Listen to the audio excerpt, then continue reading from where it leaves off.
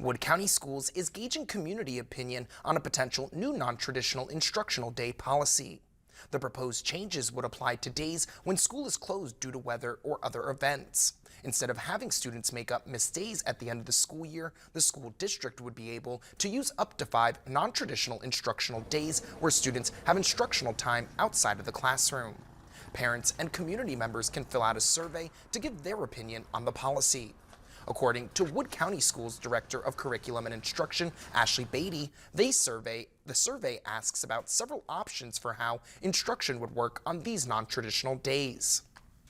The first is live instruction on Teams. Then we also offered office hours, so they would have independent work, but our teachers would be available live on Teams to give support. Hey, I have a question about this, or I need a little help here. We also provided an option just for hard copy work to be completed independently and turned in. Beatty says they've received about 2,000 responses from the community survey so far, with preliminary results showing general support for the idea. Another survey is also being sent to school staff. Beatty says the public survey will be up for another 2 weeks. You can find more details at WTAP.com.